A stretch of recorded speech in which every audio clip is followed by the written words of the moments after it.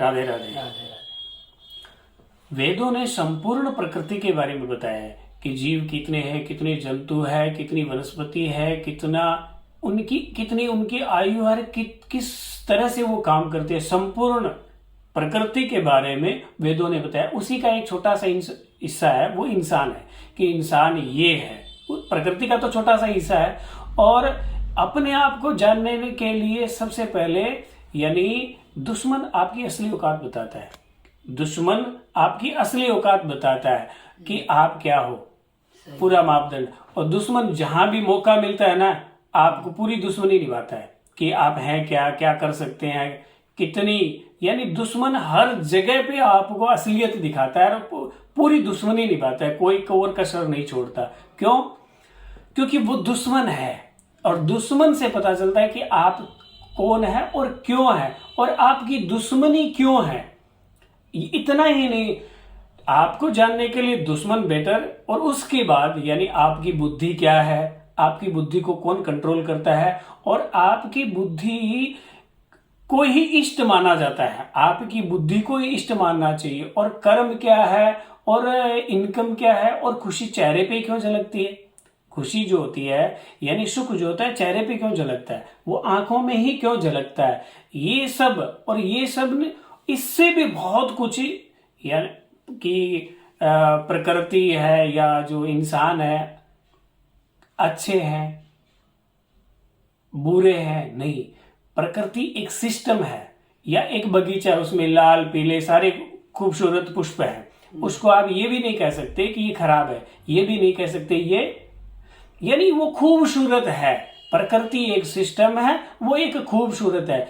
अगर किसी को बोले कि आप जैसे हो वैसी दुनिया, तो आप यानी जो मानवता का हितकारी है, जो मानवता की हत्या करने वाला है, बाल बच्चों की हत्या करने वाला, फिर भी तो वो सोचेगा अच्छा मैं हूं, वैसी दुनिया है।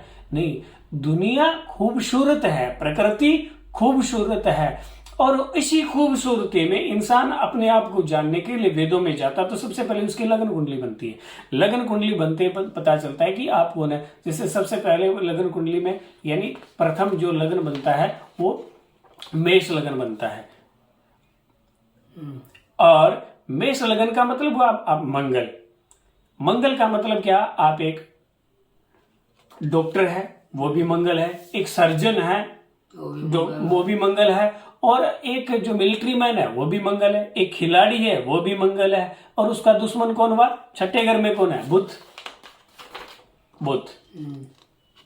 और बुध दुश्मन यानी बुध बालक हुआ। मंगल में डिसिप्लिन है, मंगल में डिसिप्लिन, बुध में डिसिप्लिन नहीं है, तो इसलिए वो पूर्णतः दुश्मन हो गया, पूर्णतः दुश्मन हो गया। और वैसे भी बुध को बिगड़ेल बाप की औलाद भी कहते हैं, और वैसे भी उनकी मंगल के साथ कभी नहीं बनेगी। इसलिए जिसका लगन मंगल हो उसको हरा नहीं पहनना चाहिए और बुध के क्षेत्र में नहीं जाना चाहिए। अब देखिए खिलाड़ी है ना, या खिलाड़ी जिनका लगन मंगल होता है, वो सुबह खेलने जाएंगे, शाम तक खेलते रहेंगे, और उनको खुशी महसूस होगी क्योंकि वो मंगल है और उसके शरीर से पसीना बहेगा तो उसको खुशी महसूस होगी। यही बुध खेलने जाएगा ना तो खेल नहीं पाएगा, क्योंकि वो घंटे पर से ज्यादा तो खेल ही नहीं पाएगा, फिर उसको खुशी महसूस नहीं होगी और वो दुखी हो जाएगा, वो चेहरे पे हाव भाव आ जाएगा। तो आप जो है यानी आपका जो सिस्टम है वो दुश्मन है, उसका स्टोन कभी नहीं पहनना चाहिए, उसकी जो भी विशेष तत्व है वो अपने जीवन में धारण नहीं करना चाहिए। शुक्र है चांदी, शुक्र है भक्ति, शुक्र भक्ति है, शुक्र स्त्री है, शुक्र चांदी है, शुक्र झलकता है, शुक्र झलकता है। और शुक्र का दुश्मन कौन हुआ, गुरु, तकलीफ देने वाला गुरु। गुरु क्या है, गुरु ज्ञान है, गुरु ज्ञान है, गुरु गरिमा है। और गुरु से दुश्मनी यानी भक्ति और ज्ञान। कहा जाता है कि भक्ति है वो बंदर के बच्चे की भांति है, यानी बंदर का बच्चा अपनी माँ को पकड़े रखता है, भक्ति में ईश्वर को पकड़े रखता है इंसान। और गुरु है वो ज्ञानी है, यानी कुत्ते के बच्चे हैं वो यानी उनकी माँ जो पकड़ के लेके जाती है अपने मुंह से, अपने दांतों से, तो यानी भक्ति का और ज्ञान में, यानी ज्ञान को पता है कि ईश्वर जहां लेके जाएगा वहीं से ही जगह है, और भक्ति में यानी उसको पकड़े रखता है, तब तक भक्ति है। और वो भक्ति, तो उस भक्ति में ज्ञान का आना सही नहीं है, क्योंकि भक्ति है वो अपने माँ को, ईश्वर को पकड़ के रखती है। बंदर का बच्चा अपनी माँ को पकड़ के रखता है, तब माँ उसकी माँ दूसरी जगह ले जाती है। और ज्ञान है वो कुत्ते के बच्चे की भांति तरह, उसको पता है कि माँ मेरी अपने दांतों से कहीं भी कैसे भी पकड़ के ले जाए, सही जगह ले जाएगी। तो भक्ति में ज्ञान का आना सही नहीं है। और भक्ति यानी स्त्री है, और स्त्री में गुरु का आना अच्छा नहीं है। यानी वृक्ष लगन है तो आप शुक्र है, और आपका कष्ट है वो गुरु है। यानी जिनका वृक्ष लगन हो उनको सोना नहीं पहनना चाहिए, चंदन का तिलक नहीं लगाना चाहिए, उनको अपने शरीर में गुरु को नहीं आने देना चाहिए, वो पूर्णतः आपको तकलीफ देगा। यही प्रकृति है, यही प्रकृति है। अब तीसरे लगन पे मिथुन लगन। मिथुन यानी बुध, बुध का लगन, बुध का शत्रु कौन? मंगल। बुध एक बालक, बुध एक बालक और उसका मंगल शत्रु। तो जिनका बुध लगन होता है उनको लाल कपड़े, लाल तिलक, वो ये सब या मूंगा जिंदगी में कभी नहीं पहनना चाहिए, उनको कभी नहीं पहनना चाहिए, वो पूरी दुश्मनी निभाते हैं। तो बुध एक बालक की तरह, वो हंसना चाहता है, वो खेलना चाहता है, बुद्ध की तरह जीना चाहता है। और उसके बाद में कर्क यानी चंद्रमा। चंद्रमा के बारे में, यानी चंद्रमा यानी पानी, चंद्रमा यानी माँ, और चंद्रमा यानी सुख। चंद्रमा का जो मंत्र है वो इस तरह से: चंद्रमा मनुषो जात चक्षु सूर्यो अजायत श्रोत्राद्वायुष प्राण समुखाद अग्निरजायत। चंद्रमा यानी मन, मनुष्य जातक चक्षु, जातक के जो दोनों चक्षु है वो भी चंद्रमा है। इसलिए खुशी, सुख और दुख दोनों आंखों में झलकते हैं। बोलते हैं आंखें बहुत कुछ बयां करती है। जातक चक्षु श्रोत्राद्वा यानी दोनों कान है वो भी चंद्रमा है। वायुश्च प्राणस्य, जो प्राण वायु है वो भी चंद्रमा है। मुखाद अग्निरजायत, मुख की जो आभा मंडल है वो भी चंद्रमा है, यानी उसपे सुख और दुख दोनों झलकता है। अग्नि मुखाद अग्निरज, जो खाद्य के अग्नि है उसका भी मालिक चंद्रमा है, यानी वो भी चंद्रमा है। और चंद्रमा का दुश्मन कौन, तकलीफ कौन देता है? शनि। और शनि क्या है? तेल। शनि क्या है? नमक। शनि यानी चंद्रमा को पूर्णतः से तकलीफ देने वाला है वो शनि। इसलिए शनि का स्टोन, शनि की यानी चंद्रमा, जिनका चंद्रमा लग्न होता है उनको शनि का स्टोन कभी नहीं पहनना चाहिए जीवन में। यानी उनको काले कपड़े भी नहीं पहनना चाहिए, उनको काले कपड़े सूट नहीं होते, उनको तकलीफ अपने जीवन में नहीं लाने चाहिए, नहीं पहनने चाहिए। पंचम लगन यानी सिंह लगन। सिंह लगन का मतलब क्या? सूर्य, और उसका दुश्मन कौन? शनि। तो जो जिनका सिंह लगन है उनका दुश्मन पूर्णतया से शनि, यानी सूर्य और शनि की पूरी दुश्मनी है। उनको तेल कभी हजम नहीं होगा, उनको काले कपड़े, उनको नीलम जिंदगी में कभी नहीं पहनना चाहिए, क्योंकि वो पूरी दुश्मनी निभाते। शनि का मतलब ही तेल है, शनि का मतलब ही नीलम है, शनि का मतलब ही काला कपड़ा है, यानी वो शनि है। उसको अपने जीवन में धारण कभी नहीं करना चाहिए। और उसके बाद में कन्या लगन। कन्या यानी बुध का मंगल, यानी आप बुध हैं तो आपका मंगल दुश्मन हो गया, तो मंगल को आप जीवन में मत आने दीजिए। फिर तुला यानी शुक्र, यानी आप शुक्र है तो शुक्र का गुरु।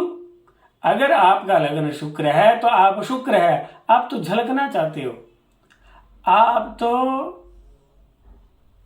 खुशियां बांटना चाहते हो, आप तो झलकना चाहते हो। खुशी यानी शुक्र है वही जीवन में खुशी है, शुक्र ही खुशबू है, शुक्र ही रौनक है, और शुक्र ही भक्ति है। और शुक्र का दुश्मन यानी भक्ति का दुश्मन कौन? ज्ञान यानी गुरु। तो गुरु को जीवन में, यानी गुरु ही हल्दी है, गुरु ही पीला कपड़ा है, शुक्र को वो अपने जीवन में धारण नहीं करना चाहिए। और उसके बाद में वृश्चिक, यानी वृश्चिक लगन, तो यानी आप मंगल हैं, और मंगल का दुश्मन बुध आएगा।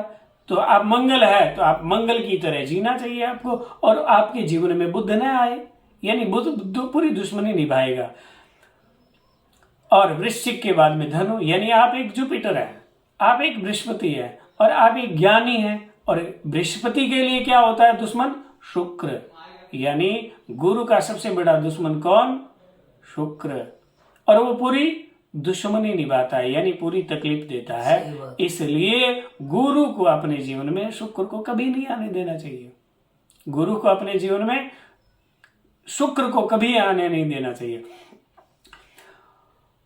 शुक्र भक्ति है और गुरु ज्ञान है, तो शुक्र को जीवन में नहीं आने देना चाहिए। और उसके बाद में धनु के बाद में मकर, यानी आप शनि है तो आपका दुश्मन है सूर्य, उसको जीवन में कभी मत आने दीजिए। उसके बाद में कुंभ लगन है, कुंभ लगन यानी शनि, और शनि को भी सूर्य कभी सूटेबल नहीं होता, तो उसका दुश्मन कौन है? सूर्य। और फिर मीन लगन, मीन लगन का मालिक हुआ बृहस्पति, और बृहस्पति को भी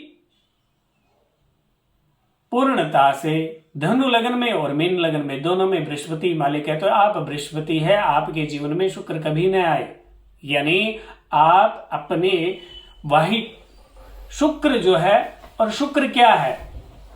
अन्नात् परिसुतो रसं ब्रह्मणा व्यपिबदक्षित्रं पयः सोमं प्रजापतिः ऋतेन सितिमिन्द्रियं विपानगुं शुक्रमन्दश इंद्रसेन्द्रियं पयोमृतं मधु, यानी वेद के मंत्र के अनुसार में शुक्र ही है। अन्नात् यानी अन्न ही शुक्र है। और वेदों में ब्राह्मणों के पेय जो रस बताया वो भी शुक्र है, और मधु है वो भी शुक्र है। पयो अमृतम मधु, पय यानी दूध, वो भी शुक्र है, और मधु यानी शहद, ये भी शुक्र है। तो बृहस्पति को अपने जीवन में शुक्र को नहीं बढ़ाना चाहिए। और शुक्र ही फिर क्या करता है? जो शुक्र की बीमारी देता है वो भी क्या? शुक्र। गुरु को शुक्र, यानी जीवन में जिनका लगन गुरु है उनको शुक्र का स्टोन जीवन में कभी नहीं पहनना चाहिए। और आप क्या हो, और आपकी बुद्धि क्या है? जो आप हैं दूसरे घर में, यानी आप एक सोल्जर है तो मंगल है, और आप एक सर्जन है तो भी आप मंगल है, और आप एक मिलिट्री मैन है, आप एक खिलाड़ी है तो आप एक मंगल है। और उसकी बुद्धि दूसरा घर, दूसरे घर में क्या है? शुक्र। यानी मिलिट्री मैन का बुद्धि में, यानी दूसरा घर कौन क्या चीज का होता है? धन का। मिलिट्री मैन का धन क्या है? शुक्र। यानी वो हर समय एक्सरसाइज करता है तो भीतर में क्या रहेगा उसके सबसे ज्यादा? शुक्र। उसकी पराक्रम क्या है? वाणी। मंगल बहुत कम बोलता है, मंगल हनुमान है, मंगल बोलता बहुत कम है। मंगल एक ऊर्जा है, वो क्या कर जाए खुद को भी पता नहीं, सूर्य को भी मुंह में बिठा ले हनुमान तो। यानी मंगल का पराक्रम बुध, मंगल का सुख चंद्रमा, यानी मां के लिए, धरती के लिए। और मंगल की बुद्धि में कौन? सूर्य। सूर्य यानी राजा, यानी एक मिलिट्री मैन को कौन कंट्रोल करता है? एक राजा, यानी राजा के ऑर्डर को उसको फॉलो करना पड़ता है। इसीलिए पंचम को ही इष्ट मानना चाहिए। षष्टम यानी दुश्मन, बुध यानी पूरी दुश्मनी। सप्तम यानी पार्टनर, आपका साथी, साथी हो चाहे वो जीवन साथी हो, जो है वो सप्तम है। और सप्तम यानी शुक्र। आप एक मिलिट्री मैन का जो साथी है वो भी शुक्र है, पूरा साथ निभाता है। पत्नी है, पूरा साथ निभाता है। और अष्टम में मंगल, यानी तकलीफ, मंगल को तकलीफ मंगल ही दे सकता है। मिलिट्री मैन को कौन तकलीफ देगा? एक दूसरी मिलिट्री से जब लड़ाई होगी, युद्ध होगी तभी। यानी मंगल को दूसरा कोई तकलीफ देने वाला नहीं, मंगल को तकलीफ मंगल ही देगा।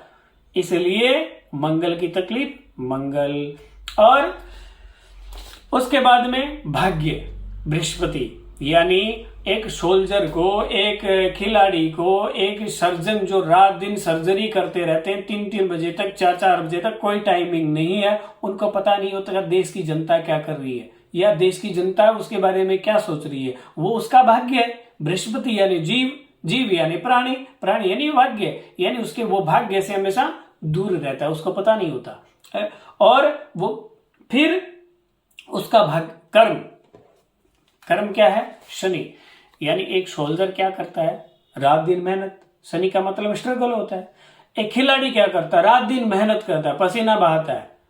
और एक सर्जन जो होता है रात दिन सर्जरी में लगा रहता है, यानी डॉक्टरी में लगा रहता है। ये तीनों क्या करते हैं? रात दिन पसीना बहाते हैं। इनको खाने का, पीने का, यानी कोई सबसे ज्यादा इनके लिए जरूरी है मेहनत, यानी वो स्ट्रगल करते हैं। शनि क्या है? स्ट्रगल। और इनकी इनकम क्या है?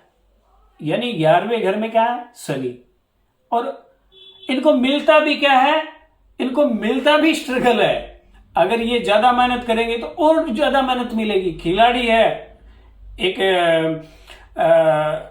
राज्य में अगर फर्स्ट आया तो फिर वो आगे और ज्यादा मेहनत मिलती है, तो वो देश के लिए खेलता है। और एक सर्जन है, कभी शहर के लिए, कभी देश के लिए, फिर वो ग्लोबल हो जाता है, एक विश्व में जाना माना हो जाता है। तो यानी उसको और ज्यादा मेहनत मिलती है। सोल्जर भी एक और उच्च पदवी पाने के लिए फिर उसको और ज्यादा मेहनत मिलती है, और वो मेहनत करता है तभी उसके चेहरे पे सुख, यानी चतुर्थ क्या है? सुख। और तभी उसके चेहरे पे खुशी आती है। और खर्च यानी द्वादश, बृहस्पति के लिए वो खर्च होता है, प्राणियों की सेवा करते करते वो खर्च हो जाता है। ये है, यानी आप क्या हो, आपका भाग्य क्या है, ये सब आप अच्छे से इस सहजता से जानते हुए और प्रकृति में संपूर्णता से आप अपने विवेक से, यानी मैं क्या हूं, इस तरह से जानते हुए और फिर आप जीवन को जिए तो कितना शानदार जीवन होगा, कितना शानदार जीवन होगा।